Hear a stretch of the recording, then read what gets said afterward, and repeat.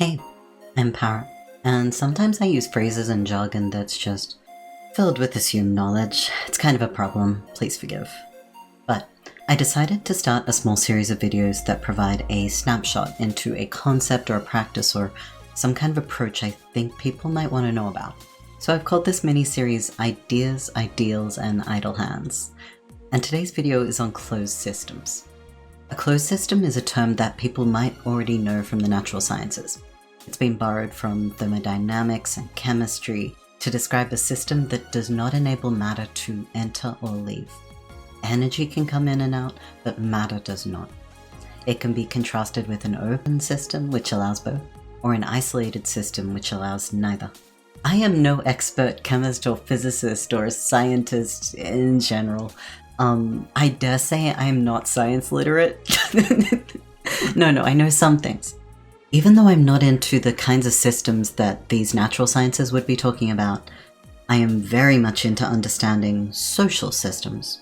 These social systems, I'm going to go out on a limb and say, similarly, can be closed, open, and isolated.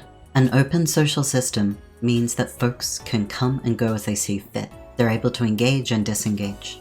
The system's equilibrium is maintained because system rules and communication pathways, feedback loops, they're not matter or individual dependent. Think about like a public library. It's a social institution. It has its rules, its roles, its feedback loops. There's a system that maintains the shift of community members. If a librarian retires, library doesn't stop being a library. There's an ability for matter to shift in and out, and for the overall character of the system to remain. It might take on a different symbolic meaning if a really significant person leaves, but it's still an open social system with an equilibrium and a homeostasis, if you will. Its balance can remain. A closed social system is something that I dare say all of us belong to in some way, or have in some point in our lives. A household, a friends group, a church, a club, a workplace. Sometimes closed social systems are really appealing. They can seem comfortable because there's a reduction in the noise and unpredictability of new matter. Energy can come and leave, but its character is very much often linked to the matter in the system. Sometimes closed systems are anything but safe. A person may be institutionalized, recruited into a cult, in indentured servitude, self-isolating, or stuck in an abusive home environment. Those are very plainly unsafe environments. Those systems can eat themselves, cannibalize, or grow unpredictable or hostile, but more on that in a second. An isolated social system is pretty much what would you do if you were on a deserted island. Or solitary confinement might also be characterized as an isolated social system. There's no new people, no new exchanges. There's not a social exchange of energy either. Something that I notice a lot is that when we're examining environments or situations that people have this gut sense of being concerning or toxic or unhealthy, frequently we are talking about the feedback loops in a closed system. There seems to be some part of us that has an alarm bell that goes off.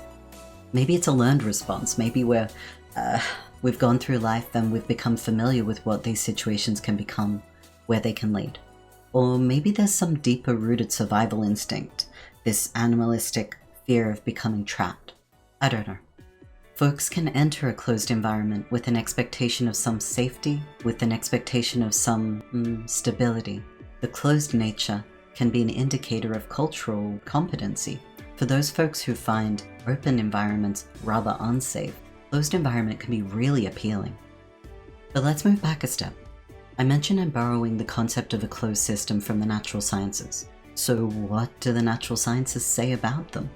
Something, second law of thermodynamics. We know that entropy in a closed system has two options. Either entropy will stagnate or it will increase. So what's entropy? What the fuck is entropy? Entropy is generally understood as a lack of order, a gradual decline into disorder, or an unavailability of energy towards productive work, quote unquote. So, in a closed system, entropy and all of its unpredictability will never decrease. I want to put out there that this phenomena mirrors the way that closed social systems can progressively become unsustainable and unhealthy for those within them. Many people in closed social systems that are culturally deteriorating or becoming unstable describe feeling this tension in some way, this sense of dread, a stuckness, a sickness in the air, an isolated panic, or even an emotional numbing to the inevitable. While open systems sound unpredictable because matter and energy is just flying all over the place, right? Closed systems can take a previously stable and predictable environment and create something that's not just unstable, but that is carefully protected to keep it closed and guarded and free of external influence, while also escalating in unpredictability and chaos. The study of system logics and theories about systems, particularly what makes a system able to communicate and maintain itself and be considered viable, is a field called cybernetics. That sounds fucking sick, like it's wearing mech armor, right? Cybernetics. Cyberneticists, especially those who examine what's known as a viable system model, they're interested in a system's life cycle and the feedback loops that either enable viability or undermine it. Even if I'm not concerned with people management or systems architecture, like, no shade, I'm sure that's really interesting. I'm more so concerned with what these things mean for a social system. And I'm more so concerned with it because the viability of a system, its health and it maintaining itself, is important for the well-being of the people within that system. As systems try to create this position of homeostasis, a equilibrium, a balance, they secure a meta-system.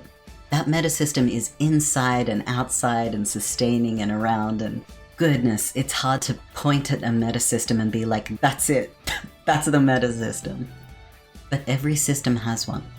The system wants to produce and sustain its meta-system because the meta-system is what protects and maintains and produces the system itself. Nice and circular, very symbiotic. People in systems are unwillingly and often unknowingly acting as the tools of the meta-system. They are producing and maintaining the system without kind of realizing they are. If the meta-system is disrupted, a system's viability can become more shaky. Let's think about that in practice. That's a lot of words, A bit of a content warning for talking about an abusive household as an example here, specifically financial and emotional abuse. Imagine a couple, Kathy and Sue, and they've got a kid, a toddler. Kathy works, Sue's a stay-at-home mom.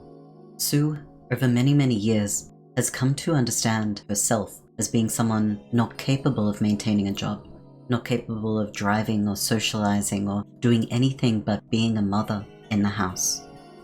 That's established itself through her self-esteem, through Kathy's behavior, and Kathy's quiet reinforcement of the idea that Sue owes her for all of the rent she pays, the bills she pays, the financial security she offers, the opportunity to be a mum and worry about nothing else. So Kathy reinforces the idea in Sue that Kathy's doing all the heavy lifting to make the house work. The household system is that Kathy works, Sue's a parent, Sue doesn't have other responsibilities or independence and doesn't need those things. Because the system needs Sue to fill her role, and Kathy will fill her role. The meta-system that upholds that system is within both Kathy and Sue's minds. There's an inbuilt defense mechanism that tries to protect the system that they have when someone comes along to challenge it. That defense mechanism actively tries to delegitimize the external possibilities or options for something different. Other people don't understand. Shelters are unsafe, or they're full, or they're for people whose abuse is worse. Sue is too inexperienced or has been out of work for too long to find a job. Their child needs a parent at home. The meta-system finds justifications that may be reasonable in isolation, but collects them together and builds them into a wall that creates a secure infrastructure around the system of abuse. A system that has become entrenched enough to perpetuate itself is always going to be surrounded by this meta-system. And that meta-system requires careful navigation and the creation of off-ramps if you're ever going to genuinely challenge it and genuinely serve the best interests of the people that are affected by the system. The disruption of a system without addressing its meta-system can create explosive effects for the real people involved. We know from widespread evidence that trying to support someone to leave a situation of abuse often escalates the frequency and variety of behaviors. It can rapidly increase something like substance abuse, domestic violence. It can rapidly even increase things like self-harm and suicidality in someone whose entire identity is being displaced by a system overhaul. Rapid change without control over that change feels like a systemic collapse, and it's a potential escalation point. There's also the possibility, and often there is, an elastic effect. To pull someone out of a system can make them rebound back into it really fast and really hard. That's why I think I will emphasize at this point the role of off-ramps and the role of considered examination of what meta-system is protecting unsafe systems. An understanding of what closed systems are and what makes them sustain and protect themselves is helpful to me because it provides a model for understanding a way of creating systemic change. The onset of entropy, of crisis, of harm or unpredictability in a closed system can cause people who were there and who are being held in these closed systems to finally seek different. It can often take a breaking point or a crisis point or a low point for people to see a system as having become not what they thought they were part of. These may be the opportunities for a new system that works better. But that's it from me. If you want to see these videos early, become a patron. If you want to see them right on time, subscribe. If you don't want to see them, keep it to yourself. I hope until we speak next, you treat yourself kindly. Or if that's asking a bit much, I'd appreciate if you treated yourself neutrally. Consider it a favor to me. Bye.